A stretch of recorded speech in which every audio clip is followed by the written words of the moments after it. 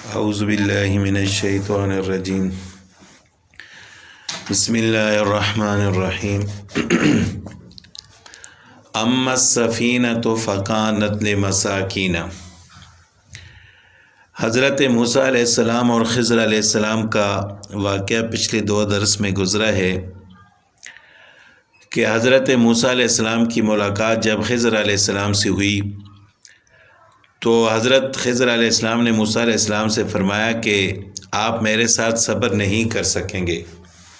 موسیٰ علیہ السلام نے فرمایا کہ میں صبر کروں گا اور آپ کی کسی بات پر اعتراض نہیں کروں گا۔ تو پھر حضرت خضر علیہ السلام نے سفر کے دوران 3 ایسے کام کیے جس کی وجہ سے موسیٰ علیہ السلام صبر نہ کر سکے، اور انہوں نے خضر علیہ السلام سے پوچھا کہ آپ نے ایسا کیوں کیا؟ تو حضرت خضر علیہ السلام نے اس وجہ سے حضرت موسیٰ علیہ السلام سے فرمایا کہ ھذا فراق بینی و بینک، یہ میرے اور آپ کے درمیان جدائی کا وقت ہے، یعنی آپ میرے ساتھ نہیں رہ سکتے، کیونکہ اللہ تعالیٰ نے مجھے تکوینی چیزوں کا علم عطا فرمایا ہے اور آپ کو علم نبوت عطا فرمایا ہے۔ آپ کے پاس شریعت کا علم ہے، ظاہر ہے آپ ایسی چیزوں کو دیکھ کر صبر نہیں کر سکتے، لیکن مجھے اللہ تعالیٰ نے تکوینی چیزوں کا علم عطا فرمایا ہے، تو لہٰذا میرا اور آپ کا ساتھ نہیں ہو سکتا۔ تو پھر حضرت خضر علیہ السلام نے فرمایا کہ یہ جو 3 کام میں نے کیے ہیں، اب ان کا مقصد بھی میں آپ کو بتاؤں گا کہ اللہ تعالیٰ نے مجھ سے یہ کام کیوں کروائے، یعنی میں نے اپنی مرضی سے تو نہیں کیے، اللہ کے حکم سے کیے۔ پہلا جو کام تھا کہ حضرت خضر علیہ السلام نے کشتی کا ایک تختہ توڑ دیا، جس کی وجہ سے کشتی میں سوراخ ہو گیا۔ تو موسیٰ علیہ السلام نے اعتراض کیا تھا کہ ان بیچاروں نے ہمیں بغیر اجرت کے اور کرائے کے سوار کیا، تو بجائے اس کے کہ ہم ان کا شکر ادا کرتے، ان کے ساتھ احسان کرتے، آپ نے ان کی کشتی توڑ دی اور اس میں سوراخ کر دیا۔ تو اس کا مقصد اور اس کی تعویل بیان کرتے ہوئے حضرت خضر علیہ السلام نے فرمایا کہ اما السفینہ، تو بہرحال وہ جو کشتی تھی، فکانت لمساکین، وہ چند محتاجوں کی تھی۔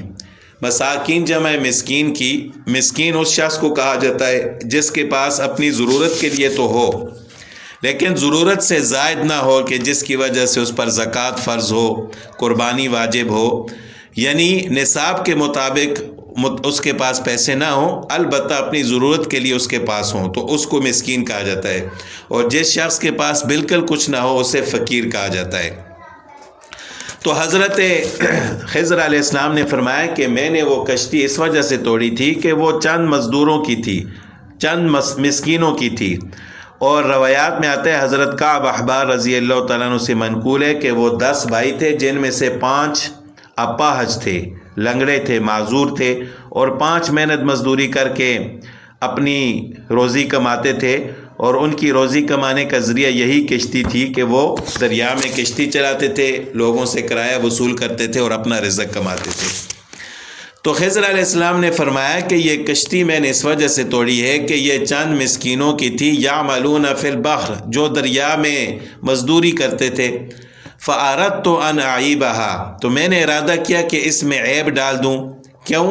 وکان وراءہم ملک، کہ دریا کے اس پار ایک بادشاہ تھا، یاخذ کل سفینۃ غصبا، جو ہر صحیح سلامت کشتی کو زبردستی چھین لیتا ہے۔ اس وجہ سے میں نے اس میں عیب ڈال دیا تھا کہ تاکہ بادشاہ اس کشتی کو ان مزدوروں سے نہ چھینے اور یہ اپنی روزی کماتے رہیں۔ یعنی ایک تختہ ٹوٹنا وہ تو دوبارہ بھی ٹھیک ہو سکتا ہے، لیکن اگر یہ کشتی صحیح سلامت ہوتی تو وہ بادشاہ ان سے چھین لیتا، تو یہ بیچارے خالی ہاتھ رہ جاتے، جو ان کا ذریعہ معاش تھا وہ ان سے لے لیتا، تو یہ کیسے روزی کماتے اور دوبارہ نئی کشتی کیسے بناتے یا خریدتے، تو یہ ان کے لیے بڑا مشکل ہو جاتا۔ تو اس وجہ سے میں نے اس میں عیب ڈالا تھا تاکہ وہ بادشاہ ان سے یہ کشتی نہ چھین سکے اور یہ اس تختے کو دوبارہ ٹھیک کر اپنی مزدوری کرتے رہیں۔ تو یہ پہلا جو کام میں نے کیا تھا اس کی تعویل ہے، اس کا مقصد ہے۔ وَأَمَّا الْغُلَامُ، دوسرا جو کام حضرت خضر علیہ السلام نے کیا تھا کہ ایک لڑکے کا سر جو ہے وہ تن سے جدا کر دیا، اس کو قتل کر دیا تھا۔ تو اس کی تعویل اور مقصد بیان کرتے ہوئے حضرت خضر علیہ السلام نے فرمایا کہ وَأَمَّا الْغُلَامُ، بہرحال وہ جو لڑکا تھا، فکانا ابواہ مؤمنین، اس کے والدین ایمان والے تھے، فخشینا، تو ہمیں اندیشہ ہوا کہ ان یرہقہما طغیانا و کفرا، کہ یہ اپنے والدین کو کفر اور سرکشی میں مبتلا نہ کر دے، اور یعنی اپنے والدین کو عاجز نہ کر دے زبردستی اور کفر کر کے۔ یہ طغیانی کی وجہ سے اور کفر کی وجہ سے اپنے والدین کو عاجز نہ کر دے، اس وجہ سے میں نے اس لڑکے کو قتل کر دیا تھا۔ فَأَرَدْنَا أَن يُبْدِلَهُمَا، تو ہم نے چاہا کہ اللہ تعالیٰ ان دونوں کو اس کے بدلے ان دونوں کا رب اس کے بدلے ان کو عطا کرے خیرا منہ، اس سے بہتر اولاد، زکاتاً جو پاکیزہ بھی ہو، وَأَقْرَبَ رحمہ، اور ان کے ساتھ بھی حسن سلوک کرنے والی ہو۔ تو اس وجہ سے میں نے اس لڑکے کو قتل کر دیا تھا کہ کہیں یہ سرکشی اور کفر کی وجہ سے اپنے والدین کو عاجز نہ کر دے، اور اس کے بدلے اللہ تعالیٰ ان کو بہتر اولاد عطا فرمائے جو پاکیزہ بھی ہو، طغیانی اور کفر کرنے والی بھی نہ ہو، اور والدین کے ساتھ حسن سلوک کرنے والی ہو۔ تو بہرحال روایات میں آتا ہے کہ پھر اللہ تعالیٰ نے ان کو ایک بیٹی عطا فرمائی، پھر اس بیٹی سے اللہ تعالیٰ نے ایک نبی کو پیدا فرمایا، جس کی وجہ سے بہت سارے لوگوں کو اللہ تعالیٰ نے ہدایت عطا فرمائی۔ وَأَمَّا الْجِدَارُ، تیسرا کام جو حضرت خضر علیہ السلام نے کیا تھا، کہ جس پر حضرت موسیٰ علیہ السلام نے اعتراض کیا تھا کہ آپ نے ہمارے ساتھ نیکی کرنے والوں کی کشتی توڑ دی اور ایک بے گناہ لڑکے کو قتل کر دیا، لیکن ان بستی والوں کے پاس ہم آئے، ان سے کھانا مانگا تو انہوں نے ہماری مہمان نوازی کرنے سے انکار کر دیا۔ تو ان کے بدلے میں جنہوں نے ہمارے ساتھ اچھا سلوک نہیں کیا، ان کے ساتھ تو ہونا یہ چاہیے تھا کہ آپ نے ان کی دیوار سیدھی کی تو اس دیوار سیدھی کرنے پر اجرت لے لیتے، لیکن ان کی دیوار آپ نے بغیر اجرت لیے سیدھی کر دی۔ یعنی جن کے ساتھ اچھا سلوک کرنا تھا آپ نے برا سلوک کیا، اور جن کے ساتھ کم از کم برا سلوک نہ ہوتا لیکن آپ اپنی اجرت لے لیتے، لیکن آپ نے بغیر اجرت کے ان کی دیوار کو سیدھا کر دیا۔ تو اس کا مقصد اور تعبیر بیان کرتے ہوئے حضرت خضر علیہ السلام نے فرمایا کہ وَأَمَّا الْجِدَارُ، بہرحال وہ جو دیوار تھی، فَكَانَ لِغُلَامَيْنِ يَتِيمَيْنِ فِي الْمَدِينَةِ، وہ اس شہر میں 2 یتیم لڑکوں کی تھی۔ وَكَانَ تَحْتَهُ كَنْزٌ لَهُمَا، اس دیوار کے نیچے ان دونوں کا خزانہ تھا، مال تھا۔ وَكَانَ أَبُوهُمَا صَالِحًا، اور ان دونوں کا باپ نیک آدمی تھا۔ یعنی اگر یہ دیوار گرنے والی تھی اور گر جاتی تو اس دیوار کے نیچے ان 2 یتیم لڑکوں کا خزانہ تھا اور ان کا باپ فوت ہو چکا تھا۔ اگر یہ دیوار گر جاتی تو لوگ ان کا مال لوٹ لیتے، تو اس وجہ سے میں نے بغیر اجرت کے ان 2 یتیم بچوں کی خاطر کہ ان کا خزانہ محفوظ رہے اس دیوار کو سیدھا کر دیا۔ فَأَرَادَ رَبُّكَ، آپ کے رب نے چاہا کہ أَن يَبْلُغَا أَشُدَّهُمَا، کہ یہ دونوں اپنی جوانی کو پہنچ جائیں، وَيَسْتَخْرِجَا كَنْزَهُمَا، اور اپنے خزانے کو نکال لیں۔ تو ابھی یہ چھوٹے ہیں، اس وجہ سے اللہ تعالیٰ نے ان کے خزانے کو اس دیوار کی وجہ سے محفوظ رکھا ہوا ہے۔ تو جب یہ اپنی جوانی کو پہنچ جائیں گے،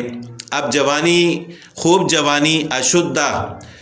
جس کو کہا گیا ہے وہ کون سی ہے؟ تو امام ابو حنیفہ رحمۃ اللہ علیہ فرماتے ہیں کہ وہ 25 سال کی عمر ہے۔ یعنی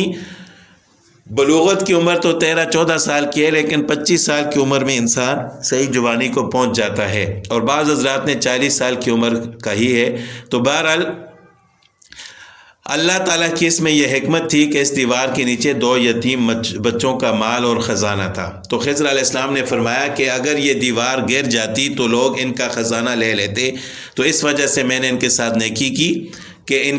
ان کے خزانے کو محفوظ کرنے کے لیے، مال کو محفوظ کرنے کے لیے اس دیوار کو میں نے سیدھا کر دیا۔ رحمتم من ربک، آپ کے رب کی طرف سے یہ ایک مہربانی تھی۔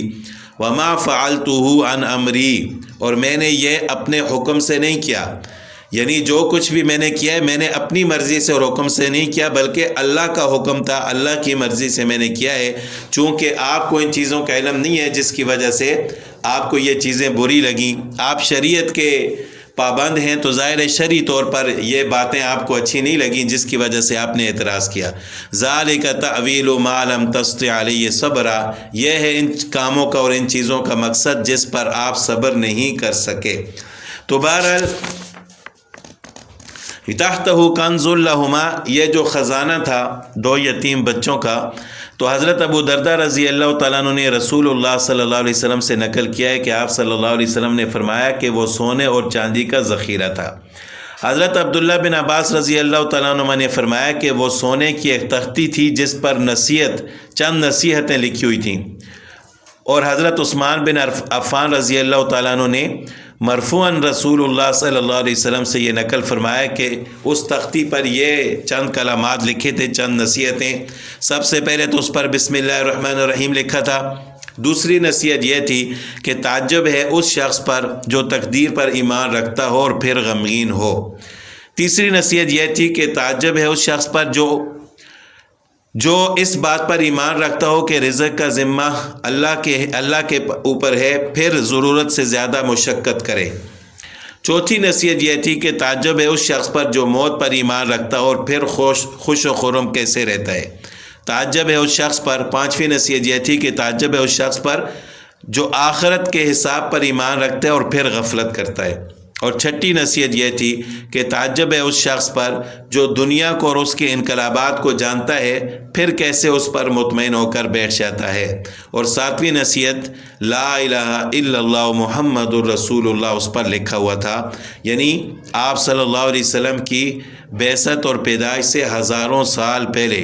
موسیٰ علیہ السلام کے زمانے میں اس تختی پر یہ لا الہ الا اللہ محمد الرسول اللہ لکھا ہوا تھا۔ اور اللہ تعالیٰ نے فرمایا کہ وَكَانَ أَبُوهُمَا صَالِحًا، ان دو یتیم